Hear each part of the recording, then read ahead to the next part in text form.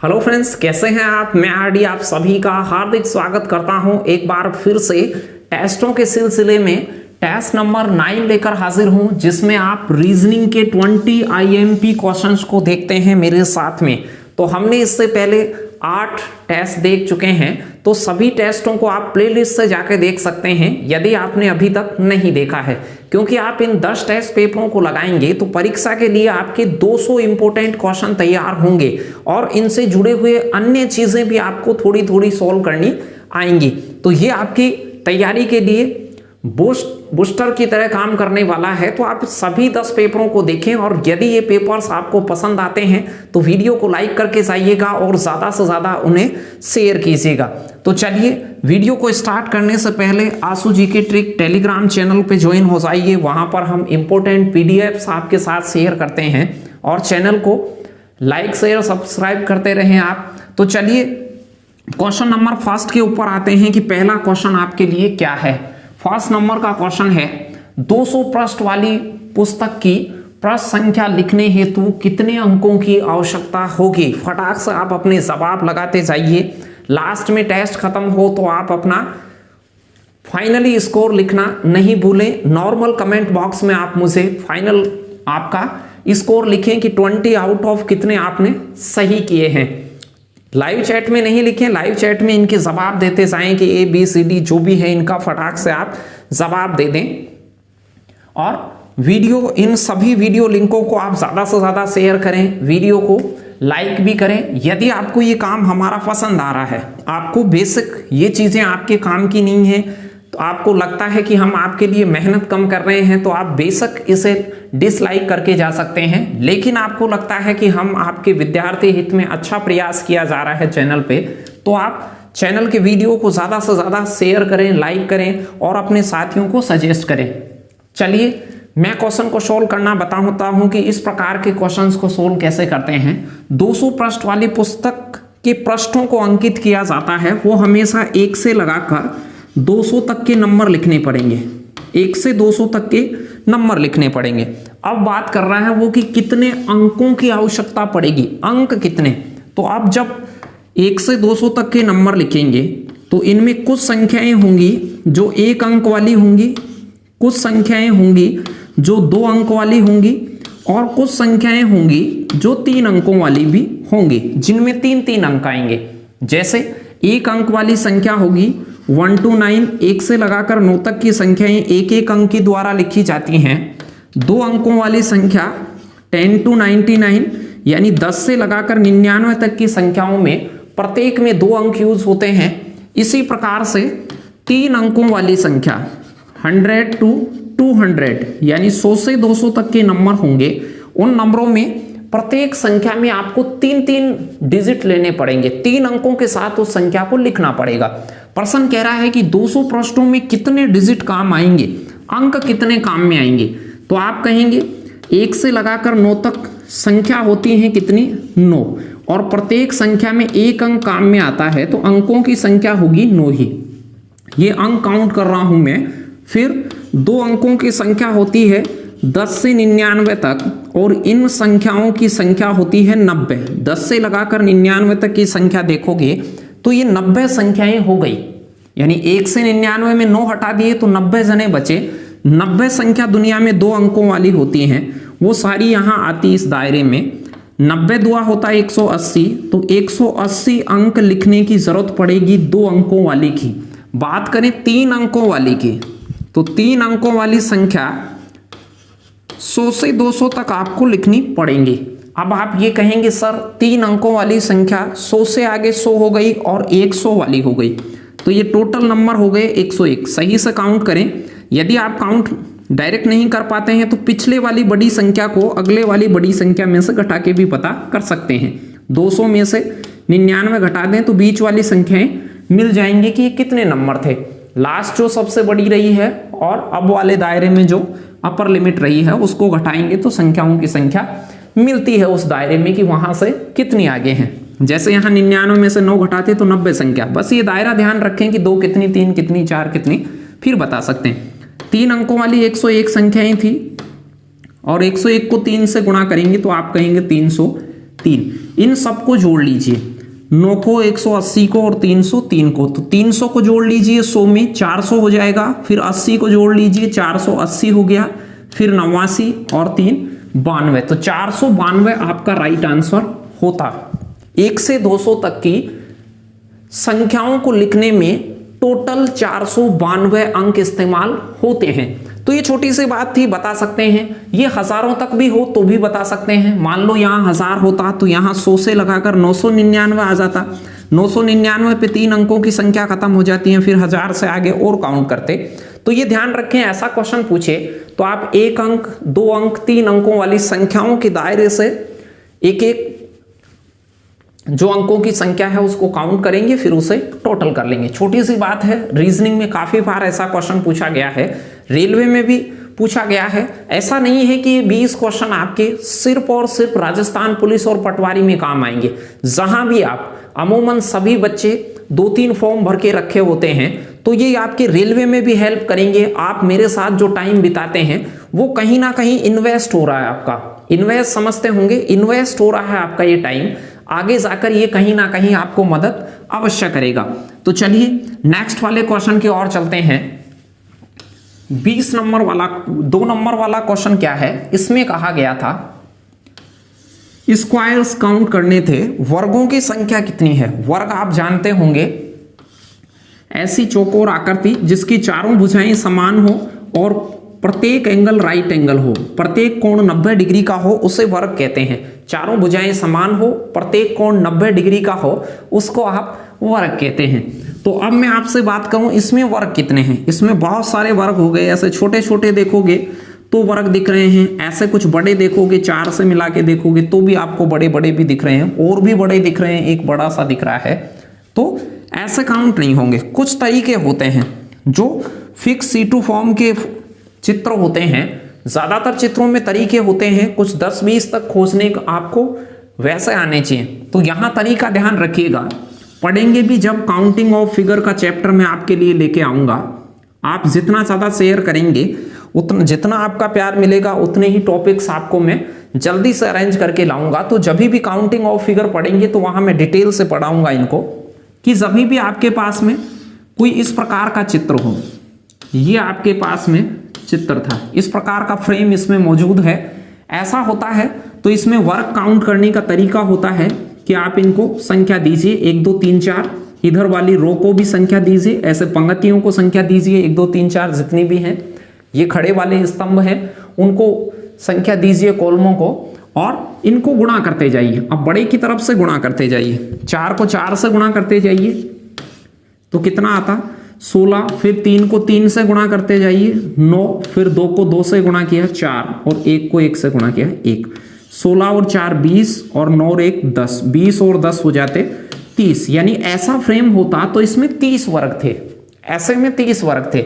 लेकिन इसमें थोड़ा सा अलग है, इसमें बीच में एक अलग से और वर्ग का फ्रेम है इस प्रकार से। तो यदि मान लो आपके पास में एक ऐसा फ्रेम होता तो इसमें भी 1 2 1 2, इसमें वर्ग गिनते तो 4 ये होते, 1 ये होता, 5 वर्ग और होते। तो ये वाला जो फ्रेम दिख रहा है उसमें 5 वर्ग हैं और इस वाले में 30 हैं। तो टोटल इसमें कितने हैं, इसमें 35 वर्ग हैं, 35 स्क्वायर हैं, 35। सी आंसर आपका राइट आंसर होता। बहुत बार एग्जाम में रिपीट है, हो सकता है कि हम जब टॉपिक पढ़ेंगे तो मैं आपको 100-150 सवाल ऐसे दिखाऊंगा जो टॉप इंपोर्टेंट क्वेश्चन हैं, उनको दिखाऊंगा, और उन्हीं में से कई बार क्वेश्चन आते हैं। पिछली वाली परीक्षाओं में उनमें से 2-4 क्वेश्चन रिपीट देखने को मिल गए थे। बहुत सारे स्टूडेंट्स मेरे जो ऑफलाइन बैच और ऑनलाइन में आते हैं वो कह रहे थे कि सर उन्हीं में से मिल गए, कुछ हमें ग्रुप डी में, कुछ जेल प्रहरी में। तो वो आप धैर्य बनाए रखें, आपके लिए टॉपिक भी हम लाएंगे, लेकिन टॉपिक तभी लाएंगे जब आपका भी साथ बना रहेगा। चलिए तीसरा नंबर का क्वेश्चन, आसान सा क्वेश्चन था, भिन्न छांटना था कि इनमें से भिन्न आकृति कौन सी है।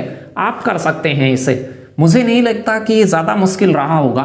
फिर भी आप देख लीजिए, ट्रायंगल है, दिख ही रहा है आपको सभी में, कहीं बीच में साइड में कैसे भी है, पूरा भरा हुआ है, ब्लैक ब्लैक हो रखा है वो।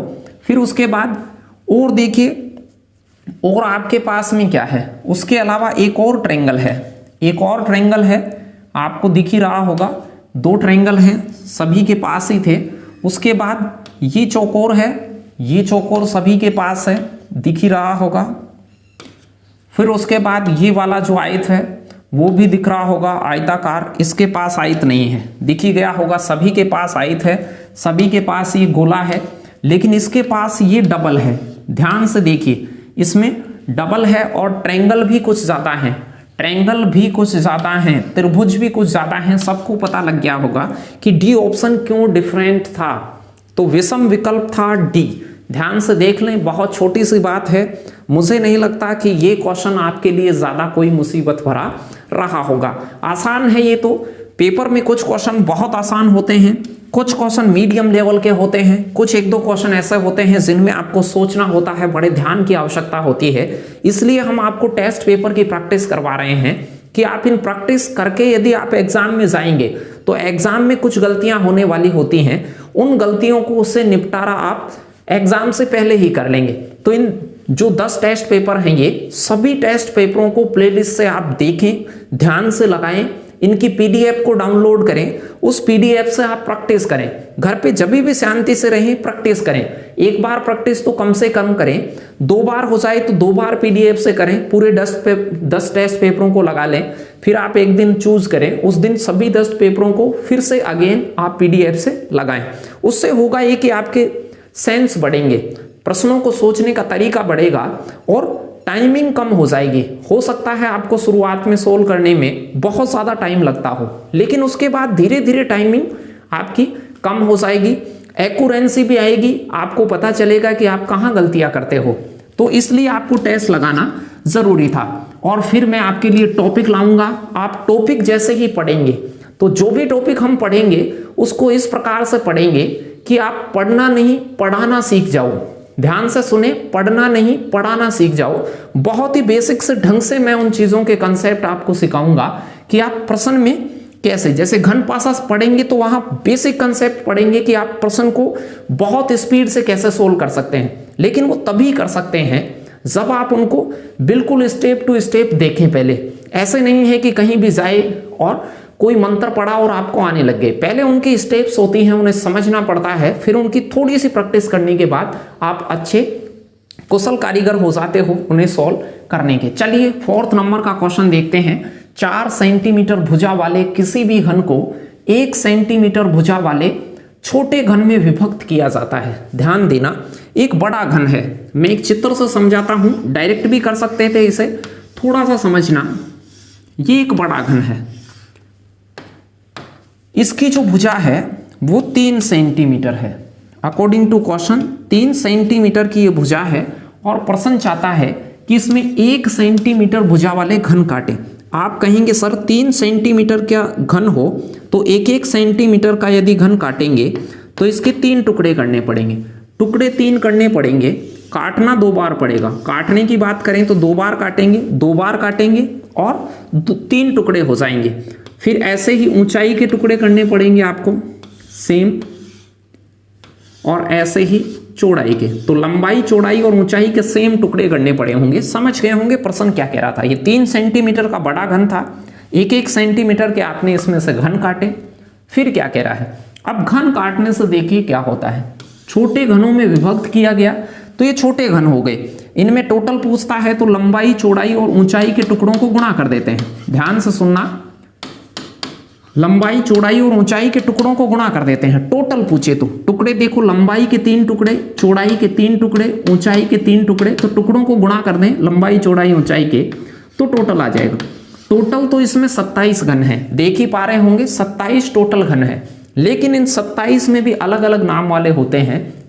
जेल प्रेरी में कुछ स्पेशल नाम दिया था, कुछ बच्चे कंफ्यूजन थे, मुझे भी आके पूछे थे कि सर केंद्रीय घन किसे कहते हैं, मध्य घन किसे कहते हैं। मध्य घन आया था एक पेपर में, वो भी आगे टॉपिक में चर्चा करेंगे। तो केंद्रीय घन किसे कहते हैं। अब केंद्रीय घन का ध्यान होना चाहिए, ऐसा घन जो फलकों के बीच से निकले, इसके सेंटर से नहीं, फलकों के बीच से निकले। ध्यान दें, फलक के बीच में से, यहां बीच में, जो किनारों से टच नहीं हो, साइडों में टच नहीं हो, केवल फलक के बीच में से निकले। जो घन हो उसकी फलक के बीचों बीच से कट के निकले। अब बीच में ऐसा एक ही निकल रहा है, ज्यादा टुकड़े होते तो ज्यादा भी निकल सकते थे, इसे कहते हैं केंद्रीय घन। तो एक साइड में एक निकल रहा है, दूसरी साइड में भी एक ही निकलेगा। घन है तो हर साइड से एक एक निकलेगा। घन में 6 फलक होती हैं और सभी साइड से एक एक निकल रहा है, तो आप कह दें कि सेंट्रल क्यूब्स की जो संख्या होगी, केंद्रीय घनों की संख्या होगी, वो 6 होगी। कुछ तो आपको दिख ही रहे हैं, 3 सेंट्रल क्यूब तो आपको दिख रहे हैं, ये केंद्रीय घन है। 3 इधर हैं, 3 इसके नीचे हैं, देख ही पा रहे होंगे, सो उठा के देख लें, ऐसे कल्पना करके देख लें कि एक नीचे रहा होगा, एक इसके पीछे, एक उस साइड में। तो ये भी छोटा सा क्वेश्चन था, लेकिन आपको केंद्रीय घनों का मामला पता होना चाहिए। तो इस बीच में से निकलते हैं जो किनारों पे टच नहीं होते हैं, फलक के बीचों बीच से निकलते हैं, उन्हें केंद्रीय घन कहते हैं। जो किनारों पे निकलते हैं और उन्हें मध्य घन कहते हैं। किनारों के बीच से जैसे ये निकलता तो ये मध्य घन था, इसको मध्य घन कहते हैं। और ये कॉर्नर क्यूब है, कॉर्नर जो 8 होते हैं, तो 8 कोनों से निकलने वाले कॉर्नर होते हैं, बीचों बीच से निकलने वाले मध्य होते हैं, और ये जो बीच में होते हैं वो मध्य घन होते हैं, और ये सेंट्रल क्यूब होते हैं। चलिए नेक्स्ट क्वेश्चन की ओर चलते हैं।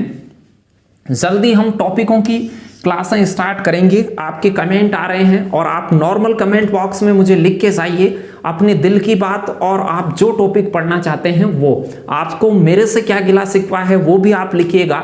मैं जब फ्री होता हूं तो आपके कमेंट वहां से पढ़ता हूं, लाइव चैट में नहीं, वहां पे लिखें। लाइव चैट के कमेंट बॉक्सों पे हम ध्यान नहीं देते हैं, हम चाहते हैं कि आपको पढ़ाई ही मिले।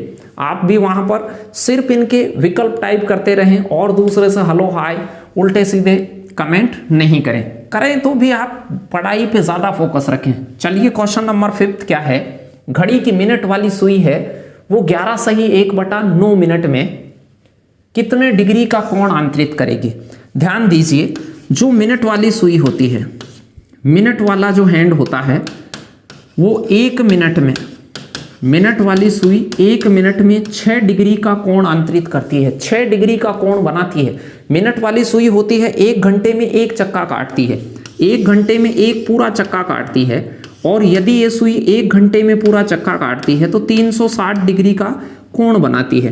तो 1 घंटे का मतलब 60 मिनट, तो 1 मिनट में कितना डिग्री का बनाती है, 6 डिग्री का। ये सभी जानते हैं कि घड़ी की मिनट वाली सुई 1 मिनट में 6 डिग्री का कोण आंतरित करती है। प्रश्न क्या कह रहा था, 11 सही 1/9 मिनट में कितने डिग्री का कोण आंतरित करेगी। 11 सही 1/9, तो इसको आप 6 से गुणा कर दीजिए। एक पेन 6 रुपए का आता हो तो 11 पेन कितने के आएंगे, तो आप कहते सर इसको गुणा कर लीजिए। ऐसे नहीं, 11 9 99 100 ऐसे भी कर सकते थे, इतना करने की जरूरत नहीं थी, आप सीधा ही गुणा कर लेते। 11 को 6 से गुणा कर लेते, 11 6 66, और 1/9 को 6 से गुणा कर लेते। इसके पास में 1/9 को आप 6 से गुणा कर लेते, इसको काटते तो 3 से 2 बार 3 बार, तो यह आ जाता 66 सही 2/3। अब 66 सही 2/3 डिग्री में आया है, ये केस रहा वो डिग्री में आया है, लेकिन यहाँ डिग्री मिनट सेकंड इस प्रकार से लिखा हुआ है। ऑप्शन को देखिए, ऑप्शन में भी परीक्षा वाले ने थोड़ी सी दिक्कत आपके लिए कर दी थी। 66 सही 2/3 उत्तर होता, लेकिन ऐसे मिनट सेकंड में लिखे हुए हों तो आप कैसे करें। जो पूर्णांक है यहाँ से पूरा पूरा है, उसके तो ये सिंगल डंडा लगा दें, ऐसे ऊपर सिंगल डैश, तो ये 66 तो ये हो जाता। जो 2/3 है, इस 2/3 को आप 60 से गुणा करके आगे लिख दें। 60 होता है 1 डिग्री में 60 मिनट होती हैं, तो आप इसे 20 से काट दें, तो 20 दुआ क्या हो जाता 40, तो 66 40 40 पे ये डबल डैश, तो आपका जो उत्तर हो जाता वो डी ऑप्शन हो जाता। तो ये भी ध्यान रखें, डिग्री में लिखा जाएगा 66 सही 2/3। 66 सही 2/3 डिग्री को यदि आप मिनट सेकंड के फॉर्म में रिप्रेजेंट करोगे तो 66 डिग्री यानी 66 के ऊपर तो सिंगल डंडा आएगा, और जो ये 40 आया है वो 2/3 को 60 से गुणा करने से आया है। आसान क्वेश्चन था, कर सकते हैं। यदि आप ये भी जानते थे कि 1 मिनट में 6 डिग्री का कोण बनाती है घड़ी की मिनट वाली सुई। मिनट वाली सुई की बात हो रही है, घंटे वाली सुई है वो आधा डिग्री बनाती है। घंटे वाली की बात होती तो 1 मिनट में आधा डिग्री बनाती है वो। चलिए नेक्स्ट 6 नंबर के क्वेश्चन की ओर बढ़ते हैं। एक छोटा सा कैलेंडर का क्वेश्चन है। कैलेंडर के भी आपके बहुत सारे कमेंट आ रहे हैं, तो कैलेंडर भी मैं आपको पढ़ाऊंगा और बिल्कुल बेसिक टू एडवांस पढ़ाऊंगा कि आप कैलेंडर का किसी भी प्रकार का क्वेश्चन किसी भी बुक से, किसी भी प्रीवियस पेपर से ढूंढ ढूंढ के आप निकाल देंगे और बहुत ही फास्ट निकालेंगे। आप जितने भी तरीके सीख रखे हैं उन सभी तरीकों को साइड में रखाना और उन चीज़ों को सीखना जो मैं आपको सिखाता हूँ, फिर आप देखना कि उसे देख देख के निकाल देंगे। बनस्पत सिर्फ आपको उनकी बेसिक चीज़ें पहले पढ़नी पड़ेंगी, फिर उन तरीकों को अप्लाई करना सीखना पड़ेगा। तो आपको मेरा काम पसंद आता है तो वीडियो को लाइक अवश्य करके जाएं। जब भी आपको टाइम हो तब आप वीडियो को पूरा देखें, जिससे उसका फायदा होगा। और टॉपिक भी जब अपलोड हो जाएं तो टॉपिक को भी पूरा देखें, जितने भी उसके पार्ट हों उन सभी पार्टों को देखें, जिससे आपकी सफलता की निश्चितता बढ़ जाती है। आपके सफल होने के चांस हैं वो ज़्यादा बढ़ जाते हैं। आप अधूरा काम करेंगे तो आप सफल टाइम से नहीं हो पाएंगे। चलिए, 4 क्रमागत संख्या WXYZ हैं, वो महीनों के इस प्रकार पढ़ते हैं। 4 क्रमागत महीने हैं, ध्यान दें, WXY और Z 4 क्रम से पढ़ने वाले महीने हैं, क्रमागत महीने हैं। मान लो ये जनवरी है तो ये फरवरी है, ये फरवरी है तो मार्च है, मान लो ये जून है तो ये जुलाई है, ये अगस्त है, ये सितंबर है। ऐसे क्रम से पढ़ने वाले महीने हैं, एक के बाद एक पढ़ने वाले। लेकिन आगे देखिए क्या जानकारी है। W और Z महीना है वो 30-30 दिन वाला है। W महीने में 30 दिन है और Z महीने में 30 दिन है। XY का मुझे कोई पता नहीं है, कोई आइडिया नहीं है अभी। अब प्रश्न क्या कह रहा है, बस इसके अलावा कुछ नहीं दिया था एग्जाम में। कहा था Y महीने का नाम बताइए, Y महीने का नाम क्या होगा। तो बहुत छोटी सी बात है ये, Y महीने का नाम क्या होगा। तो अब देखिए, पहले तो इनके दिन पता कीजिए। एक छोटी सी बात आप सभी को पता होगी कि कोई भी 30 दिन वाला महीना हो, ध्यान से सुने, 30 दिन वाला महीना है, उसके आगे हमेशा 31 दिन वाला महीना ही आता है और पीछे भी हमेशा 31 वाला ही आता है। इसे ध्यान से देख लें आप कि कोई भी 30 दिन वाला महीना होगा, कैलेंडर में ये हमेशा फिक्स है। 30 दिन वाले महीने के आगे आप कहीं भी चेक करके देख लीजिए, 30 दिन का महीना होगा, उसका अगला महीना हमेशा 31 दिन वाला ही आएगा, उसका पिछला महीना भी हमेशा 31 दिन वाला ही आएगा। 28 और 29 दिन वाली फरवरी होती है, फरवरी को जांचने की ज़्यादा दिक्कत होती ही नहीं है, सब पहचान जाते हैं 28-29 को। लेकिन 30-31 वाले महीनों में ध्यान रखें, 30 दिन वाले महीने के आगे हमेशा 31 वाला ही आता है। तो 30 के आगे ये 31 दिन वाला पड़ेगा। अब आप ये सोच रहे होंगे कि Y महीने में कितने दिन पड़ेंगे, तो मैं ये कहूँगा कि Z महीना 30 वाला है तो इसके पीछे हमेशा 31 ही पड़ता है। 30 वाले महीने के आगे हमेशा 31 दिन वाला महीना आता है और 30 वाले के पीछे भी हमेशा 31 आता है। तो इस 30 के आगे 31 दिन वाला आएगा और उस 30 के पीछे 31 वाला आएगा, क्योंकि ये क्रमागत महीनों के नाम है। चलिए, अब तो आपके पास खत्म ही हो गया।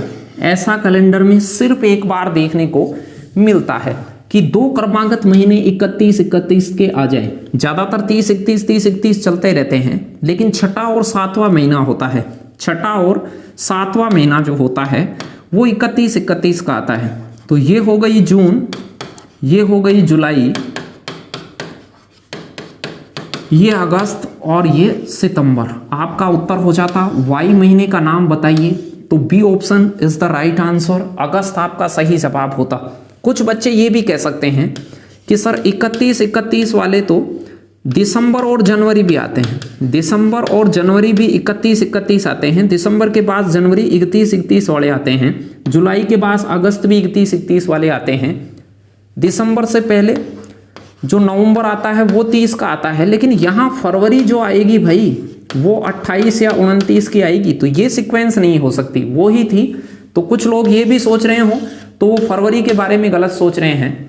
तो यहां से अगस्त आपका राइट आंसर होता, छठे क्वेश्चन का सही जवाब बी ऑप्शन होता। चलिए 7वां क्वेश्चन देखिए, एक दिशा का छोटा सा क्वेश्चन था, फटाक से इसका जवाब आप लगा दीजिए, लगा पाए होंगे। बहुत छोटी बात है, लेकिन इसमें भी एक थोड़ा सा ध्यान देने वाला लाइन परीक्षा वाले ने डाला था। देखिए, दिशा के बारे में जानते हैं कि दिशा जो बोर्ड पे या पेपर पे आप लेते हैं, ऊपर की ओर उत्तर होती है, दाएं हाथ की तरफ पूर्व होती है, नीचे दक्षिण और इधर पश्चिम। प्रश्न क्या कह रहा है, प्रश्न कह रहा है कि एक व्यक्ति है, पूर्व की ओर 8 किलोमीटर चलता है। यहां से 8 किलोमीटर की डिस्टेंस ये मान लेता हूं मैं कि ये 8 किलोमीटर की दूरी यहाँ तक हो गई, 8 किलोमीटर की दूरी चलता है। उसके बाद वहाँ से फिर 6 किलोमीटर उत्तर पश्चिम में 5 किलोमीटर चलता है। उत्तर पश्चिम में, यहाँ से उत्तर पश्चिम होती है ये दिशा उत्तर पश्चिम होती है। उत्तर पश्चिम में वो 5 किलोमीटर आया, ये 5 किलोमीटर उत्तर पश्चिम में आ गया। इसके बाद वहाँ से फिर 6 किलोमीटर दक्षिण में गया, यहाँ से दक्षिण नीचे होती है तो वो दक्षिण में गया। अब वो 6 किलोमीटर जाना चाहता है। ध्यान देने की बात है, 6 किलोमीटर जाना चाहता है। कुछ लोग समझ रहे होंगे कि सर वो इस पे पहुंच जाएगा, या इससे ऊपर रहेगा, या इसके नीचे रहेगा। 3 चीजें हो गई, क्या वो सर इस लाइन पे पहुंचेगा, क्या वो इस लाइन से नीचे रहेगा, क्या वो उस लाइन से ऊपर रहेगा, ये बात उत्तर तय करेगी। अब आप मुझे ये बताइए, ये जो लाइन है यहां से समकोण त्रिभुज बन रहा है और ये समकोण त्रिभुज का कर्ण है। कर्ण यदि 5 हो तो ये भुजा 5 से छोटी होगी, हमेशा कर्ण से छोटी होती है। तो यदि ये 6 दूरी है तो ये यहां तक 90 डिग्री बनेगा, यहां ये 5 से कम आएगा, ये दूरी 5 से कम आएगी तो 6 खींचोगे तो वो इसके नीचे भी जाएगा। तो यहां समकोण त्रिभुज की एक छोटी सी प्रॉपर्टी लग रही थी कि उसकी कर्ण होती है वो सबसे बड़ी भुजा होती है। तो कर्ण 5 है, यहां 6 नहीं हो सकता, 6 यदि आप खींचोगे तो वो हमेशा आपको नीचे इसके ले जाएगा। तो नीचे आप आ गए थे, ये एंडिंग पॉइंट हो गया था और ये स्टार्टिंग पॉइंट हो गया था। प्रश्न की सुन ले अब, शुरुआत के बिंदु से जहां से यहां से जहां से कहे वहां से दिशा देखते हैं।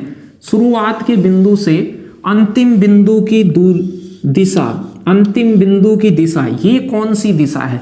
तो इधर वाली जो दिशा होती है वो पूर्व दक्षिण होती है या दक्षिण पूर्व होती है। तो ये दिशा हो जाती दक्षिण पूर्व। तो डी ऑप्शन आपका राइट आंसर होता। क्वेश्चन आसान था, चित्र में थोड़ा सा ध्यान करना था कि ये 6 किलोमीटर की जो दूरी है वो 5 किलोमीटर उधर कर्ण है, तो ये 6 वाली चीज इससे नीचे चली जाएगी क्योंकि कर्ण से बड़ा लंब नहीं हो सकता। ये दूरी हमेशा इस दूरी से छोटी होगी, ये कर्ण वाली दूरी है, ये छोटी होगी कर्ण से, तो ये 5 है तो ये 5 से कम होगी। 6 खींचोगे तो वो ऑफिशियल सी बात है नीचे जाएगी। चलिए अगले क्वेश्चन की ओर बढ़ते हैं, 8वां क्वेश्चन। तो बने रहिए, पूरे 20 क्वेश्चंस के साथ मैं आपको बेहतरीन कंसेप्ट सिखाने वाला हूं और आप अपनी तैयारी को और अच्छे से जांच पाएंगे, देखेंगे, सरल करेंगे, आपको दिक्कतें पता चलेंगी तो आप यहां से कुछ ना कुछ सीख के अवश्य जाएंगे। चलिए क्वेश्चन क्या था, पहले 4 अक्षरों को उल्टे क्रम में लिख दिया जाए। पहले 4 अक्षरों को उल्टे क्रम में लिख दिया जाए, यानी ऐसे हैं इनको पलट दिया जाए। पुनः अगले 4 अक्षरों को उल्टे क्रम में लिखा जाए, पुनः अगले 4 को, फिर अगले 4 को और फिर अगले 4 को। ये परिवर्तन का दौर जारी रहे। तो परिवर्तन के बाद 12वां अक्षर क्या होगा? क्रम में 12वां, यहां से 12वां 1 2 3 4 ऐसे गिनेंगे, 4 4 8 12। यहां पर कौन सा अक्षर आएगा? ध्यान से देखें 12वां अक्षर कौन सा आएगा। तो अब देखिए सभी को पलटने की जरूरत नहीं थी, हो सकता है आप एक एक पलट के लिखें, हो सकता है ये सिर्फ यहां ही पलट लें। तो इन 4 को आप यहां से पलटेंगे तो यहां पर P आ जाना है, P इधर आएगा, पलटेंगे तो M इधर चला जाएगा इसकी जगह पर, और R है वो यहां आ जाएगा O। ऐसे ये वाले 4 पलटेंगे, PROM बनेगा। तो यहां से जो 12वां होगा वो M हो जाएगा। ध्यान से देख लेते, डायरेक्ट ही देख लेते, सभी को पलट के भी देखते तो 1 मिनट इसमें नहीं लगती। आसान था, इसमें समझाने की कोई भी बात नहीं थी, आप आसानी से देख पाए होंगे। बहुत सारों का सही जवाब भी आया है। 90वें क्वेश्चन का सही जवाब लगा दीजिए। कोडिंग है और नॉर्मल कोडिंग है, कोई खास कोडिंग नहीं है, ये भी बिल्कुल आसानी से बता सकते हैं ऐसी कोडिंग को भी। फटाक से उत्तर लगाएं। कूट भाषा में BEAT को 1409 के रूप में कोड किया जाता है, तो HIGH को क्या कोड किया जाएगा? आसान सी बात है, इनका नंबर भी जानते हो। B 2 नंबर होता है, 1 नंबर लिख रखा है। ये 5 नंबर होता है, 4 नंबर लिख रखा है। 1 है उसको 0 लिख रखा है और 20 को 9 लिख रखा है। तो कर क्या रहा है? B जो 2 नंबर होता है उसमें से 1 कम करके लिख रखा है 1। फिर ऐसे ही जो E होता है वो 5 नंबर होता है, उसमें से 1 कम करके 4 लिख रखा है। A है जो 1 नंबर है, 1 कम करके 0 लिख रखा है। T जो 20 नंबर है उसमें से 1 कम करके 19 होता है और 19 का लास्ट केवल सिंगल डिजिट लेता है, लास्ट वाला अंक लेता है। तो यहां भी आप वैसा ही कर दीजिएगा। H होता है वो 8 नंबर होता है, H 8 नंबर, तो 1 कम करके लिख दें 7। फिर I होता है 9 नंबर, 1 कम करके 8 लिख दें। G होता है 7, 1 कम करके 6 लिख दें। H होता है 8, 1 कम करके 7 लिख दें। 78 67 आपका उत्तर होता सी ऑप्शन। छोटी सी बात थी, जो इनका क्रमांक होता है उस क्रमांक में से एक एक कम हुआ है और उसका सिर्फ एक लेटर लिया, एक अंक लिया है, एक अक्षर। जैसे 19 बना तो 19 का सिर्फ 9 लिया है, एक को नहीं लिया। तो ये आसान कोडिंग थी, कर सकते थे। चलिए नेक्स्ट क्वेश्चन की ओर चलते हैं कि 10वां क्वेश्चन क्या है। 10वां क्वेश्चन है, लड़कियों की एक पंक्ति में रेशमा बाईं ओर से 9वीं है और रूबीना है वो दाईं ओर से 16वीं है। इन्होंने अपने स्थान को आपस में अदला बदली करे। ये अदला बदली वाले क्वेश्चन आ जाएं कि एक कोई पंक्ति है और उसमें 2 कैंडिडेट हैं, वो अपने स्थान को आपस में अदला बदली करते हैं। इस प्रकार से अदला बदली करें तो फिर नई रैंकिंग उनकी देता है और एक दूसरे कैंडिडेट की आपसे पूछता है। ऐसे में क्या करें, देखिए आपके पास 2 कैंडिडेट होंगे, उसमें एक है रेशमा, तो आर ई लिख लेता हूं रेशमा को। एक है रूबीना, इसको लिख लेता हूं आर यू। आर ई है वो रेशमा है, आर यू है वो रूबीना है। ये आपकी बाएं से है, ये बाएं से है, ये दाएं से है। 2 तरफ से दिया है, एक दाएं से बाएं से। एक पलटने से पहले की स्थिति ऐसे देखेंगे तो चंद सेकंडों में हो जाएगा।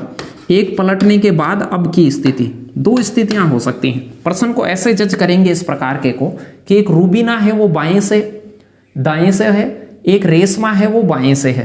पहले और अब क्या स्थिति है, प्रश्न को अब पढ़े। प्रश्न कह रहा है रेशमा बाईं ओर से 9वीं है, तो ये 9वीं है, 9वीं है, और ये दाईं ओर से 16वीं है। उसके बाद ये अदला बदली करते हैं, अदला बदली करते हैं आपस में, एक दूसरे से अदला बदली करते हैं। अदला बदली करने के बाद क्या हो जाता है, रेशमा का जो बाईं ओर से स्थान 25वां हो जाता है। जहां रेशमा पहले लिखी हुई थी उधर ही लिख दें 25। अब बाईं ओर से क्या हो जाता है, रेशमा का स्थान क्या हो जाता है, 25वां हो जाता है। तो जिसका डबल दे रखा है उसको आप लिख दें। रेशमा पहले 9वीं थी, अब 25वीं हो गई। पहले बाएं से 9वीं थी, अब बाएं से 25वीं हो जाती है रेशमा। और जो रूबीना है, रूबीना वो 16वीं थी दाएं से, अब का पता नहीं। अब इससे 3 क्वेश्चन बनते हैं। 3 क्वेश्चन क्या है, पहला क्वेश्चन बनता है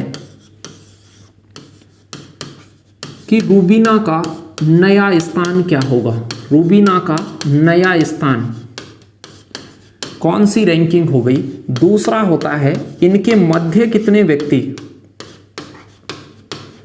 इनके मध्य में कितने बैठे हुए हैं। और तीसरा है कि कुल कितने पंक्ति में कुल सदस्य कितने हैं, टोटल नंबर ऑफ कैंडिडेट कितने हैं। 3 बातें आपसे परीक्षा में करें। अब ये तो मैंने आपको सिर्फ पढ़ना सिखाया है, इसे सोल्व करेंगे तो सेकंडों में कर पाएंगे। कैसे, आप ऐसे देखना, जब भी अदला बदली हो तो बीच वाले आदमी दोनों के सेम रहे होंगे। जितने आदमी रूबीना ने क्रॉस करे होंगे उतने ही रेशमा ने क्रॉस किए होंगे। तो आप ये कह सकते हैं ये नंबरिंग यदि बढ़ेगी तो इसकी भी बढ़ेगी। तो ये 9 से 25 हुआ है, 16 बढ़ा है तो ये भी 16 ही बढ़ेगा, यानी कि 16 से ये 32वीं हो जाएगी। तो इस बीच इस पहले वाले सब प्रश्न का जवाब आएगा, यदि पूछे तो कहेगा रूबीना का नया स्थान है 32वीं हो जाएगी। इसका जितना स्थान बढ़ेगा उतना ही उसका बढ़ेगा। दूसरी बात, इनके मध्य में सदस्य कितने हैं, इसकी 16 रैंक बढ़ी है तो 16वां कैंडिडेट तो वो खुद है, 15 व्यक्तियों को उसने क्रॉस किया होगा। तो जब 16 क्रमांक बढ़े तो बीच में 15 ही व्यक्ति होते हैं। मान लो किसी ने काउंट करते हुए मुझे 16वां गिना तो मेरे से पहले 15 ही आदमियों को उसने क्रॉस किया है। तो यहाँ जो क्रॉसिंग हुई है वो 15 व्यक्ति मध्य में थे। मध्य में उसने पूछा नहीं था, कहीं पूछा जा सकता है, इसलिए मैं पूरी चर्चा कर रहा हूं। कुल सदस्य, टोटल सदस्य कैसे निकालेंगे। टोटल सदस्य निकालने की छोटी सी तरकीब है। ये आदमी इसकी जगह पर बैठा है और ये इसकी जगह पर, ऐसे अदला बदली में जोड़ें इसको। या तो 9 में 32 जोड़ें या 16 में 25 जोड़ें। 25 और 16 41, 32 और 9 41, किधर से भी जोड़ लें, आपको जिधर से आसान लगता है उधर से जोड़ लें। टोटल पूछे तो ये क्रमांक लिखें, ये जितना बढ़ गया उतना उसको बढ़ाएं और ऐसे तिरछा जोड़ें, इनको तिरछा जोड़ें। 9 और 32 41, 16 और 25 41। उस 41 में से एक कम कर दें, ये नंबर ऑफ कैंडिडेट टोटल हो गए, तो यहां से 40 हो जाता है। ये 3 क्वेश्चन हो सकते हैं, तीनों ही आसान है, बता सकते हैं। तो ऐसे पहले वाली नंबरिंग और बाद वाली नंबरिंग को कंपेयर करें और तिरछा आपस में जोड़ें, क्योंकि अदला बदली करके उन्होंने सीट बदली है। और जो ये जोड़ होगा उसमें से एक कम कर लें, क्योंकि वो दोनों तरफ से रैंकिंग है उनकी, जो एक कम करने से एग्जैक्ट उसके सदस्य की वैल्यू आ जाएगी 40। चलिए कभी आगे डिटेल से समझेंगे, अभी टेस्ट पेपर है तो मैं ज़्यादा टाइम नहीं ले सकता। बहुत सारे बच्चे आप में से भी कमेंट करते हैं सर वीडियो थोड़ा सा फास्ट बनाया करो। देखिए आप समझने की चीज़ों को यदि फास्ट सीखेंगे, वीडियो को तेज करके सीखेंगे तो आपको कुछ भी हासिल नहीं होने वाला है। बाकी चैनल पे कुछ बच्चे ऐसे होते हैं जिन्हें बहुत सारा दिक्कत होती है, कुछ बच्चे होशियार होते हैं, तो सभी को साथ लेकर चलना हमारे लिए जो काम होता है वो सभी को साथ लेकर चलने जैसा होता है। आपकी एक एक की डिमांड और एक एक को खुश नहीं किया जा सकता। हम कोशिश करते हैं कि आप सभी के लिए कैसा पिटारा हो कि आप सभी खुश हो जाएं। तो आने वाले दिनों में सभी के लिए टॉपिक्स लाऊंगा जिसमें बेसिक टू एडवांस चीज़ें आपके लिए होंगी, तो उन बच्चों को भी सीखने का मौका मिलेगा जो टॉपिक में कुछ भी नहीं जानते, और उन बच्चों को भी सीखने का मौका मिलेगा जो टॉपिक में बहुत कुछ जानते हैं।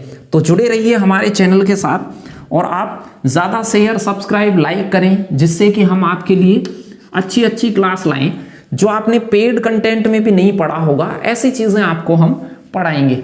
एक परीक्षा में प्रत्येक सही उत्तर के लिए 4 अंक मिलते हैं और प्रत्येक गलत उत्तर के लिए 1 अंक काट लिया जाता है। परीक्षा में प्रश्नों की संख्या 120 हो तो वेदिका पूरे प्रश्न पत्र करने पर भी 80 अंक ही प्राप्त कर पाई, तो वेदिका ने गलत कितने करे? ऐसे क्वेश्चन आपसे रीजनिंग में पूछे जाते रहे हैं। तो ध्यान दें, सबसे पहले तो आप पूर्णांक का पता करें। पूर्णांक समझते होंगे कि ये पेपर कितने नंबरों का था। तो आप कहते सर 120 प्रश्न थे, प्रत्येक प्रश्न 4 अंक का था, तो पेपर का जो टोटल था वो 480 नंबरों का टोटल पेपर था। देखिए ऐसे क्वेश्चन को देखने से कैसे कर पाएं वो देखिए। पूर्णांक पता कर सकते हैं सिर्फ देख के कि 120 प्रश्न है और प्रत्येक प्रश्न है वो 4 अंक का है, तो आप कह सकते हैं 480 का पेपर है। अब इसने प्राप्त कितने करे? प्राप्त कितने करे? तो आप कहेंगे वेदिका ने जो प्राप्त करे हैं वो अंक हैं 80। अब आप ये करें कि इसके कटे कितने? पूरे करे हैं तो काटे गए अंक कितने हैं? काटे गए अंकों का पता चल गया कि इसके काटे कितने। 480 का पेपर था, 80 उसके कट गए, तो नंबर कट 80 उसके प्राप्त हुए हैं। 80 प्राप्त हुए हैं तो काटे कितने गए? तो आप कहेंगे 400 अंक कट गए सर। अब ये कट गए गलत के कारण कट गए। अब पूछेगा कि गलत प्रश्न कितने हैं, 120 में से गलत कितने हैं और सही कितने हैं। ध्यान दें, अब गलत का पता कर लें, काटे गए नंबरों से गलत का पता, ये चीज़ देखने से हो जाएगी। ये 400 कैसे आया सब समझ गए होंगे। टोटल पेपर था 480 का, 480 मैंने कैसे निकाला? 120 को मैंने 4 से गुणा किया तो 480 आ गया, क्योंकि प्रत्येक प्रश्न 4 अंक का था और 120 प्रश्न थे, तो 480 नंबर का पेपर था। और प्राप्त उसने कितने कर पाई? 80 अंक ही प्राप्त कर रही, तो उसके कटे कितने? तो उसके कटने वाले नंबर हो गए 400। तो आप कह सकते हैं ये 400 गलत के कारण कटे होंगे। तो अब आप मुझे ये बताइए, यदि सही का 4 नंबर मिलता है और गलत का 1 अंक काट लिया जाता है, एक प्रश्न आप गलत करोगे तो 4 अंक तो उसके खुद के चले जाएंगे और 1 अंक कटेगा, और यानी आपके टोटल कितने अंक कटेंगे? 5 अंक। ध्यान से समझना, कुछ बच्चे इस बात को समझ नहीं पाते हैं। किसी भी प्रश्न को गलत करे तो 4 अंक तो ये कटने हैं, 4 अंक तो उसकी खुद की मार्किंग कटनी है, और 1 अंक जो आ गया उसमें से कटना है। मतलब एक प्रश्न को गलत करने का खामियाजा है कि टोटल में से 5 अंक कटा लेना, टोटल में से 5 अंक कट जाना। 4 तो उस प्रश्न के गए और 1 आपका हो गया। ये ध्यान रखें, जितना ये नंबर आपके गलत कटे हैं, जो 400 गलत प्रश्न कैसे पता होंगे? तो एक प्रश्न की मार्किंग से असर है उसका भाग दे दें। 400 में 5 का भाग दे दें। 5 का मतलब समझ गए होंगे, ये 4 अंक और काटे गए, जितने अंक उसके मिलते हैं और जो काटे गए हैं उनके टोटल का भाग दे दें इसमें। तो 5 का भाग में इसमें देता तो 80% तो गलत हो गए 120 में से, और 40% सही हो गए। ऑप्शन से भी जा सकते हैं, वैसे भी बहुत छोटी बात है। गलत पूछे हैं तो 80 बता दें, सही पूछे तो 40 बता दें। तो ये 3 चीजें जज कर लें। फिर ये जो काटे गए अंक हैं उसमें आप 5 का भाग दे दें। 5 का मतलब 4 अंक जो सही के मिलते हैं, 1 अंक कटता है, तो गलत करने पर 5 अंक कटते हैं टोटल। तो आप जो कटते हैं उसका भाग दे दें। मान लो आपसे कहा जाता कि 2 अंक सही के मिलते हैं, 1 अंक कटता है, तो यहां 2 और 1 3 का भाग देते, फिर 3 का भाग देते। तो इन चीजों का ध्यान रखें आप। तो ये 80 क्वेश्चन गलत की मार्किंग आ जाती, सही का 40 होता। बहुत तरीकों से कर सकते हैं, लेकिन ये आसान सा तरीका था, इससे ही कर देते उसे। 12वां क्वेश्चन, एक छोटी सी बात है, फटाक से आप इसका उत्तर मुझे कमेंट बॉक्स में टाइप करें। और वीडियो को अभी तक लाइक नहीं किया है तो लाइक कर दें।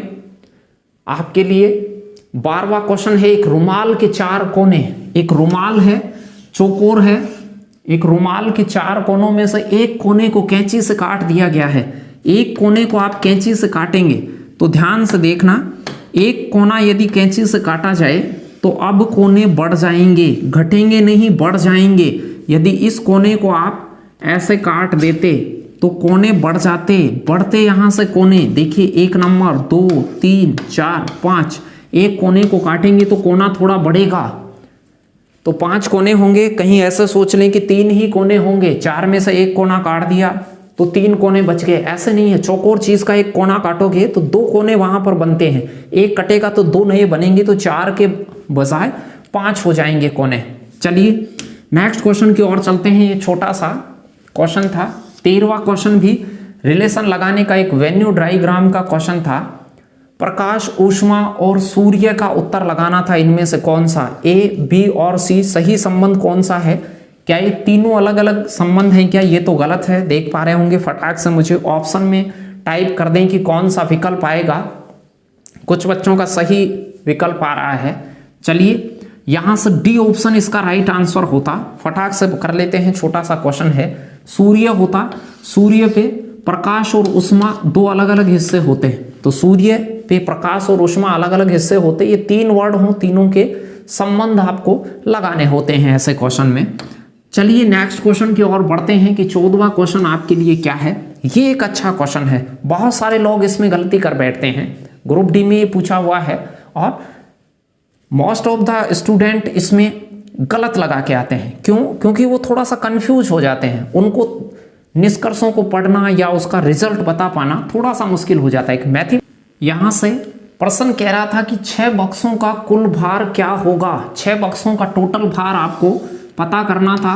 प्रत्येक बक्से का भार बराबर है, हर बक्से का भार है वो बराबर है। ये भी एक आसान सी बात है कि हर बक्से का भार बराबर है।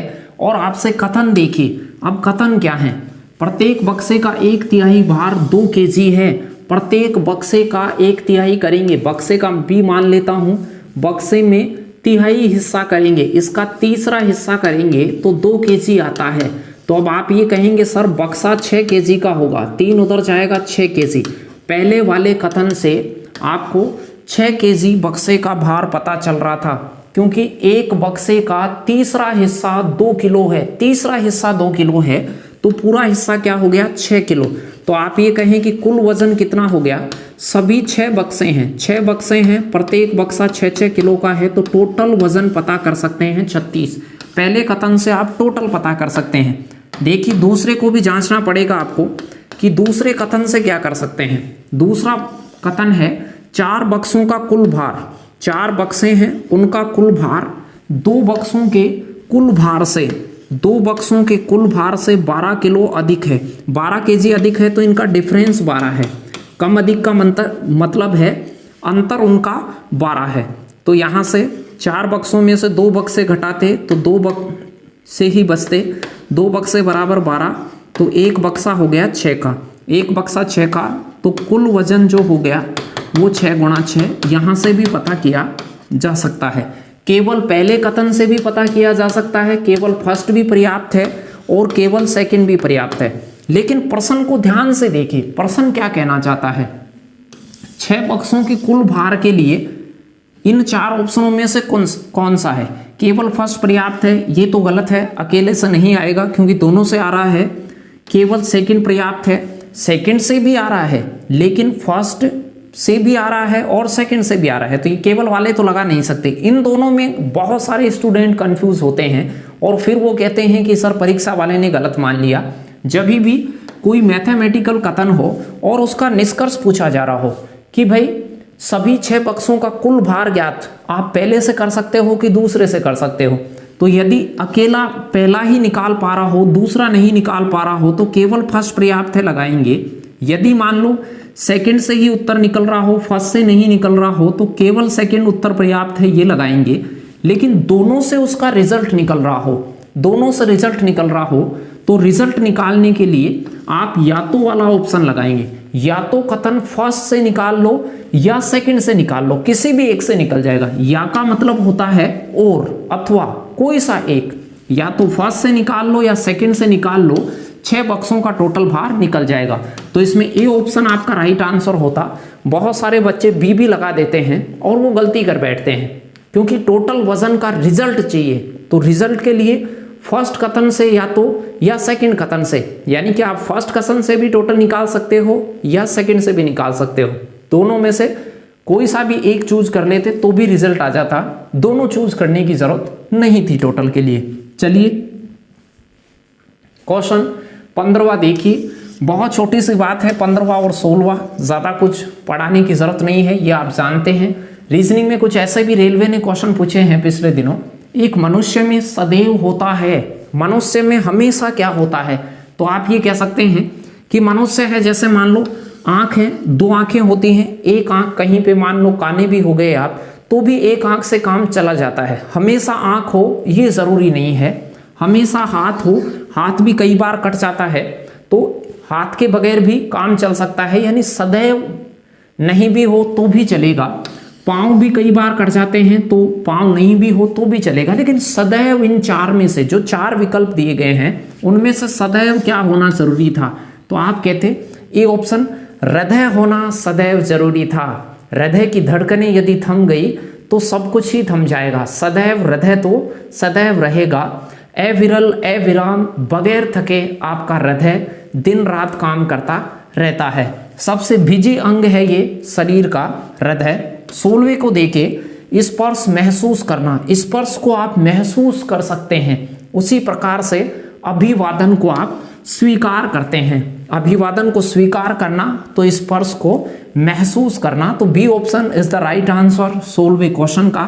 चलिए 17वें क्वेश्चन को देखते हैं फटाक से। 3-4 क्वेश्चन और देखते हैं। ये भी एक छोटा सा संबंध है, 3 शब्दों की श्रेणी में आता हो ऐसा चीज को सेलेक्ट कीजिए।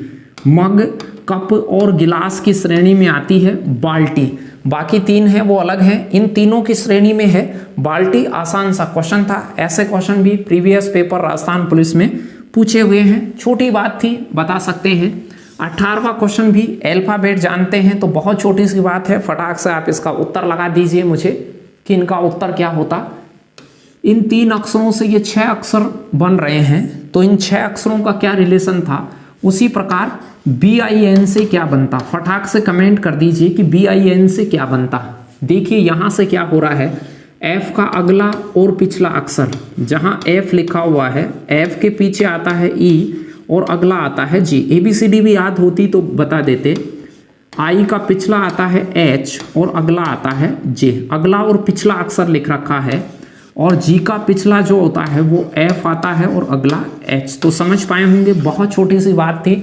उत्तर क्या होता, अब BIN में B का पिछला लेटर A होता है, B के बाद में होता है C, AC से चालू होगा, तो पहला ऑप्शन खत्म। AC यहाँ पर आ रहा है, यहाँ आ रहा है और यहाँ आ रहा है। फिर I के पीछे क्या आएगा, तो आप कहेंगे H I और J आएगा, ACHJ, ACHJ यहाँ आ रहा है, ACJH आ रहा है और यहाँ JH आ रहा है। उत्तर हो जाता आपका C ऑप्शन। N में भी देख लेते या 2 से ही पता चल गया था, MO लास्ट में आएगा, तो C ऑप्शन आपका राइट आंसर होता।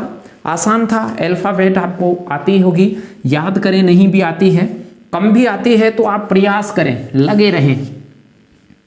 चलिए निम्नलिखित समीकरण में से 2 चिन्हों का स्थान परस्पर बदल दिया जाए तो वह सत्य सिद्ध होगा। कोई से 2 चिन्हों को बदलना है इनमें से, तो ये बराबर हो जाए, बराबर 21 है तो इधर 21 बन जाए। अभी 21 नहीं बन रहा है। गुणा और माइनस को पलटें कि गुणा या प्लस को पलटें कि भाग, या प्लस को पलटें कि भाग और माइनस को, इनको पलट पलट के देखना पड़ेगा। आप थोड़ा सा आइडिया लगाएं ऐसे कि भाग को और माइनस को पलटेंगे मान लो, तो यहाँ भाग आएगा और यहाँ माइनस आएगा, तो यहाँ भाग पूरा पूरा नहीं जाएगा। पहले देखें ऑप्शन को कि कौन से पूरा जाएगा। जैसे डी विकल्प को देखिए, डी विकल्प को चूज कर रहा हूं मैं। डी विकल्प के अकॉर्डिंग भाग की जगह पर तो प्लस लिख दो और प्लस की जगह पर आप भाग लिख दो, तो ये जो इक्वेशन बनेगी 56 भाग 7 प्लस 5 गुणा, आगे वालों को बदलना नहीं था, केवल 2 को ही बदलना था। तो डी ऑप्शन को मैं बदल के देखता तो यहाँ पूरा भाग जा रहा है। 56 में 7 का पहले भाग को सोल्व करेंगे तो 8 आएगा, प्लस फिर गुणा होगा तो 5 या 15 आएगा, फिर माइनस 16 होगा और बराबर 21 है। इधर देखिए अब प्लस को सोल्व करेंगे, प्लस का 8 है, प्लस का 15 है, तो प्लस प्लस की संख्याएं जुड़ेंगी, तो प्लस का 23 माइनस 2 होगा बराबर 21, तो ये 21 बराबर 21 आ गया। तो ये डी ऑप्शन आपका राइट आंसर होता कि यदि आप भाग और प्लस के चिन्हों को परस्पर बदल देंगे, भाग की जगह पर प्लस लिख देंगे और प्लस की जगह पर भाग लिख देंगे, तो ये जो समीकरण है वो बैलेंस हो जाएगा, दोनों तरफ इसकी वैल्यू इक्वल हो जाएगी। बीच में बराबर है तो दोनों बराबर हो जाने चाहिए, छोटा है बड़ा है का चिन्ह है तो ये छोटा बड़ा ऐसे बैलेंस हो जाना चाहिए। यहाँ बराबर का चिन्ह था, कर पाए होंगे। आज का अंतिम क्वेश्चन, और ये भी आसान सा है कि भिन्न छांटिए आप, ये भिन्न छांटने का क्वेश्चन है। भिन्न छांटो, अलग से छांटो, ऊपर लिखा नहीं था, समझ गए होंगे आप कैसे क्या करते। यहाँ पर नंबर थे बहुत छोटे, 4 से 1/5 6 7 क्रमागत नंबर है, 2 3 4 5 6 7 8 9 क्रम से हैं, लेकिन यहाँ उल्टा क्रम है, 6 5 7 8 यहाँ उल्टा है। सी ऑप्शन आपका राइट आंसर होता। तो ये 20 क्वेश्चन थे आपके लिए। उम्मीद करता हूँ आपको ये सभी 20 क्वेश्चन बहुत अच्छे लगे होंगे और आपकी तैयारी में ये हेल्प कर रहे होंगे। आप सभी मेरे साथ बड़ी संख्या में जुड़ते हैं, उसके लिए आप सभी का मैं तहे दिल से हार्दिक आभार प्रकट करता हूं। और यूं ही आप मेरे साथ बने रहें, जिससे आपको बहुत सारा फायदा होने वाला है। रीजनिंग और मैथ्स के बहुत से टॉपिक्स मैं आपको पढ़ाने वाला हूं और उनमें आपके लिए जो मूल चीज़ें जो आपके काम आती हैं, कम समय में आप ज़्यादा नंबर कैसे अचीव करें, उन चीज़ों की अगले सप्ताह से हम क्लासें लेके आएंगे। तो आप उनको देखते रहें, प्लेलिस्ट को देखते रहें। आप इसे बाद में देखें तो आप प्लेलिस्ट को चेक कर लें। जो स्टूडेंट इस वीडियो को 1-1.5 महीने बाद देखेगा तो वो प्लेलिस्ट चेक कर ले कि क्या क्या अपलोड हो गया है। प्लेलिस्ट है RD सर रीजनिंग के नाम से, रीजनिंग टेस्ट पेपर, और नई प्लेलिस्ट बना दी जाएगी कि reasoning RD sir, reasoning RD sir के नाम से प्लेलिस्ट होगी। वहां पर हम रीजनिंग के और भी जो टॉपिक्स होंगे उनको अरेंज करवा देंगे, जिससे आपको ढूंढने में कोई दिक्कत नहीं हो। तो वो भी लेकर हासिल होंगे, लेकिन आप अपना प्यार बनाए रखें। वीडियो को ज़्यादा से ज़्यादा शेयर करें, और लाइक नहीं किया है तो वीडियो को लाइक अवश्य करके जाइएगा। फिर से 20 IMP क्वेश्चन लेकर मिलूंगा। वो अंतिम टेस्ट होगा इस सीरीज का। 10 टेस्ट हमारे होंगे, वो 10वां टेस्ट होगा और उसके बाद टॉपिक पढ़ेंगे। तो इसी के साथ मैं आपसे विदा लेता हूँ। खुश रहिएगा, अपना ख्याल रखिएगा। जय हिंद।